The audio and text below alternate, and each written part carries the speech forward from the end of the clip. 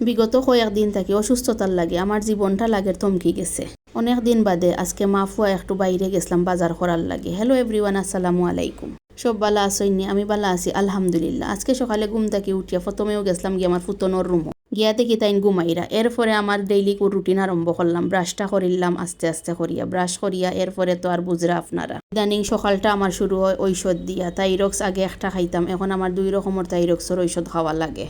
তারপরও আলহামদুলিল্লাহ, আল্লাহর শুক্রিয়া। আপনারা যারা আমার পাশে থাকি আমার লাগি এত এত বেশি দোয়া করছেন, সবরে অসংখ্য ধন্যবাদ। অনেক আফু বাইয়ে আমার পার্সোনালি খবরও নিছেন বা আমার কমেন্টের মাধ্যমে তান্তানোর শুভকামনা জানাইছেন। সবার ভালোবাসায় আমিও এত মুগ্ন। অসংখ্য অসংখ্য ধন্যবাদ প্রিয় ভাই ও বোনেরা। প্রতিদিনের রুটিন অনুযায়ী আজকে সকালে আমি বাত বাজি করে লাইছি। আর বাত বাজিটা বাক্কা কতদিনের মাঝে করা হয়েছে না, চিন্তা করলাম বাতটা নষ্ট হয়ে যাবে, তার বাজিটা করিলাই। বাত নষ্ট করতে আমার সব সময় কিন্তু খুব বেশি কষ্ট লাগে। আমার মা সব সময় হইতা বাতর লাগে মানুষ দেশ আর বিদেশ মারে, ও কথাটা আমি সব সময় স্মরণ করি। বাত বাজি করিয়া প্রথমে ফুতনরে দিলাম, আর ফুতনে খাইয়া হইলে আজকের বাত বাজি আম্মা যে মজা হয়েছে। এরপরে মা ফুয়া রেডি হইয়া গেলাম বাজারও। গত কয়েকদিন আগে রক্ত এক ব্যাগ দেওয়ার পর থাকি আলহামদুলিল্লাহ শরীরটা অনেকটা সুস্থ মনে করলাম। সবে দোয়া করবা আমার লাগে। ইদানিং অসুস্থতার লাগে একটু সাহস পাই না বাইরে যাওয়ার, আর জীবনটা যেন থমকি গেছে মনে হয়েছে। তখন আমি নিজের ধৈর্য ধারণ করছি আর কইছি আমি আমার ইচ্ছা শক্তিরে ধৈর্য ধারণ করিয়া চালাইতে হইবার। ইচ্ছা শক্তি তো হইল সবচেয়ে বড় জিনিস। ইচ্ছা যদি থাকে সব কিছু করা যায়।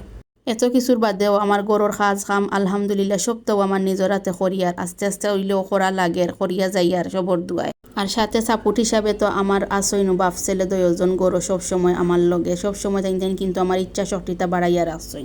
আচ্ছা যাই হোক, বাজারও গেলাম, গিয়া দেখি সবজির এত দাম। সবজির দাম দেখে তো মাথা খারাপ হয়ে গেছে, কিতা কিনতাম আর কিতা না।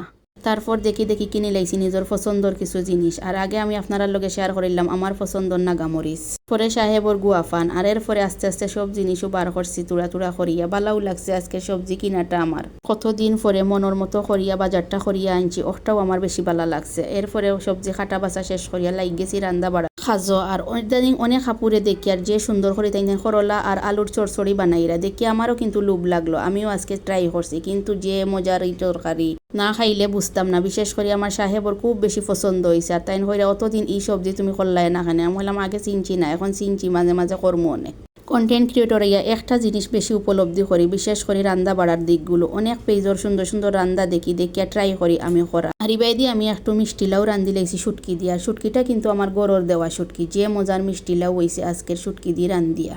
বিশেষ করে ই লাউ রান্নাটা আমার ফুতনোর বেশি ভালো লাগছে। ফুতনে হইরা আমার যে মজা হয়েছে, টানটানোর মজা লাগলেও আমারও ভালো লাগে, আর উৎসাহটা আরও বেশি বাড়ি যায়। তেল ছাড়া এই মিষ্টি লাউটা কিন্তু খুব মজা হয়, একদিন আপনারাও ট্রাই করবা। রান্না বাড়া বুয়াইয়া আইয়া আমি লাগ গেছি একটু আম খাওয়াত। গ্রীষ্মর দুপুরে কিন্তু আম খাওয়াটা আর ধরনের শখ। আর ইদানিং কিন্তু আতর লাগিয়ে একটু কাজ কাম করতে বিশেষ অসুবিধা হয়, তারপরও কিচ্ছু করার নাই, ট্রাই করি যাই। লবণ মরিচ দিয়ে আম খাওয়া শেষ করলাম। শেষ করিয়া কিন্তু ভালোও লাগছে আমটা। এরপরে গেলাম আবার পাকঘরে গিয়া দেখি আমার রান্না বাড়া প্রায় শেষ। খাওয়া দাওয়ার আয়োজন চলবো এখন। আর জোহরের নামাজ পড়িয়া কিন্তু খাওয়া দাওয়া হয়েছে আলহামদুলিল্লাহ। আজকের 2টা সবজি অত ভালো লাগছে খাইতে, আর যে মজা হয়েছে। বিশেষ করে করলার সবজিটা বেশি ভালো লাগছে খাইতে। করলারে আমি ভালো করে টান জাল দিয়া নামাইছি, আর লগে ধনিয়া পাতা দিলাইছি। ধনিয়া পাতার গ্রানে আরও বেশি সুস্বাদু হয়েছে। তারপরে খাওয়া দাওয়া আরম্ভ করলাম। আজকের মতো বিদায় নিমু আপনার কাছ থেকে। যদি আমার ভিডিও আপনার ভালো লাগে লাইক কমেন্ট শেয়ার দিয়া পাশে থাকবা আশা করি।